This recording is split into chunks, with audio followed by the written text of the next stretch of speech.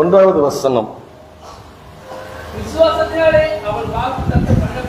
11:1. விசுவாசமானது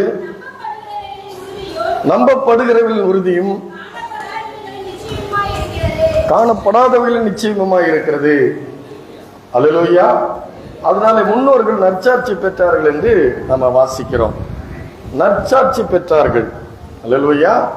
நம்முடைய வாழ்க்கையிலே விசுவாசத்தினாலே நாம் நற்சாட்சி பெற்று வாழ வேண்டும் என்று தேவன் விரும்புகிறார். அல்லேலூயா. நம்ம விட நம்முடைய தேவன் நம்முடைய வாழ்க்கையிலே நாம் நற்சாட்சி பெற்றவர்களாக வாழ வேண்டும் என்று தேவன் விரும்புகிறார். அப்போ நற்சாட்சி பெற்ற ஒரு வாழ்க்கை இந்த பூமியிலே நாம் வாழ வேண்டும். அது தேவனிடத்திலிருந்து நமக்கு அந்த சாட்சி கிடைக்க வேண்டும். நிறைய பரிசுத்தவான்களை பத்தி அதில் எழுதப்பட்டு இருக்கிறது. நான் இப்ப சமீபத்தில் இப்போ ஒரு எபிரேயர் 11:31 இருந்து ராகாபுடி விசுவாசத்திலிருந்து எடுத்துக்கொண்டு வருகிறேன். அதுல அதனுடைய தொடர்ச்சியாக இன்றைக்கு ஒரு சில காரியங்களை உங்களோடு கூட பகிர்ந்து கொள்ள ஆசைப்படுகிறேன். ஆனா இதுல விசுவாசம் தான் நமக்கு ரொம்ப முக்கியம். விசுவாசத்தினாலே என்றுதான் வருகிறது. அப்போ விசுவாசத்தினாலே ராகாப் என்கிற ஒரு வேசி வேவுகாரரை சமாதானத்துடன் ஏற்றுக்கொண்டு கீழ்ப்படியாதவர்களோடு கூட சேதமாகாதிருந்தால் என்று வேதம் சொல்லுகிறது. சேதமாகாதிருந்தால் மழை பெய்யுது, நிறைய மழை பெஞ்சவொன்னா என்ன ஆகுது, பயிர் சேதமாயிடுச்சுன்னு சொல்றோம். அது எதுக்கும் பயம் இல்லை.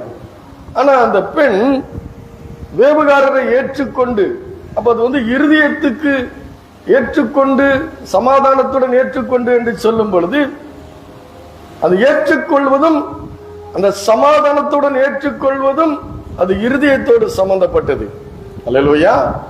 விசுவாசத்துக்குரியது. அதனாலதான் நான் உங்களுக்கு 11:1 வாசித்தேன். விசுவாசமானது நம்பப்படுகிற உறுதி காணப்படாதவர்களுடைய நிச்சயமாய் இருக்கிறது. நான் தான் சொல்றேன், நீங்க ஜெபம், உங்களுடைய வேண்டுதல், உங்களுடைய சின்ன ஜெபம் வெளியரங்கமாய் மிகப்பெரிய பலனை கொடுக்கும், கண்டிப்பா கொடுக்கும். அதுபோல விசுவாசத்தோடு தேவனுக்கென்று நீங்கள் வாழும் பொழுது, தேவனுக்கென்று ஒரு பரிசுத்தமான ஒரு வாழ்க்கை வாழும் பொழுது அது நிச்சயமாக ஒரு நற்சாட்சி பெற்ற ஒரு வாழ்க்கையாக இது இருக்கும். ஏன்னா அது சொல்ற, காணக்கூடாத இறைவன், நம்முடைய இறைவன் காண முடியாதவர், ஒருவரும் சேரக்கூடாத ஒளியில் வாசம் பண்ணுகிறவர் அவர். அல்லேலூயா. அவர் ஒருவரும்